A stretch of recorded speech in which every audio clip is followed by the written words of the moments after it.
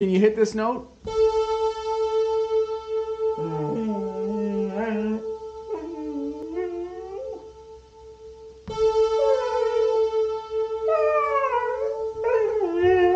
Hi, I've got a little show and tell here. It's a hack for the, in this case it's the Yamaha, I believe it's called an FC7 expression pedal.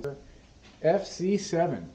FC7, but you could do this hack with virtually any expression pedal, including the Roland EV or any other expression pedal. Converts the expression pedal into an expression pedal and a sustain pedal, as you can hear right now, to control the filter frequency.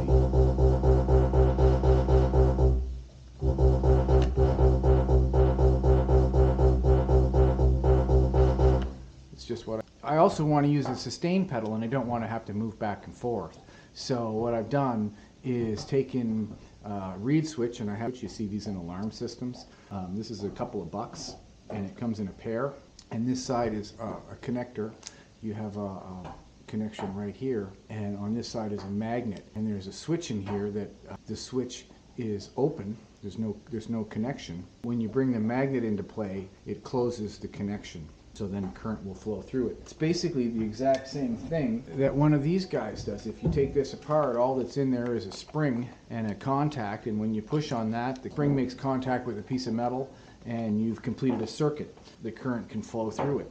They call these switches, if you buy this is going to be called a normally closed switch.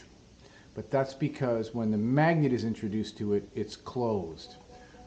It's a little confusing because I would call it normal state when the magnet is not introduced, but they call this normally closed. And that's what you're looking for. I mean, most keyboards you can change it one way or the other.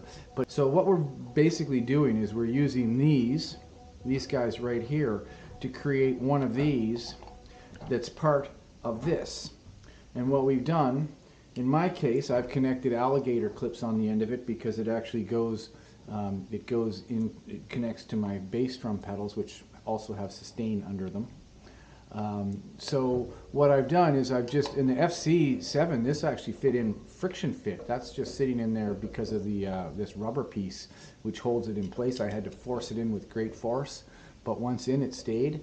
So what I did was I just I took these two leads, and on each side of the lead, on one side I put this guy, and on the other side I put this guy, and force that into place. And then using double-sided sticky tape on the top here, I put that one into place so that when they come close together, you can see they come within about a 1/4 inch. Now I was testing it earlier to see how close that they came, and typically you would get a connection right about there. So the FC is bringing them this close, so clearly that's going to be a good connection. But you're going to have the pedal in almost all the way down position to get a sustain. If you raise the pedal that much, you're in the range where, okay, now your sustain is not going to function anymore. You could make it so that the pedal, you know, is still working as a sustain pedal with that much gap. I'm going to hook it in. I'm going to down here. Hi, puppy. So that's going to go there. Again, normally these would go to a 1/4 inch jack that would look like that, and polarity doesn't really matter in this case. Tip and ring. So one of these lines would go to the ring and one would go to the tip. Pretty easy stuff.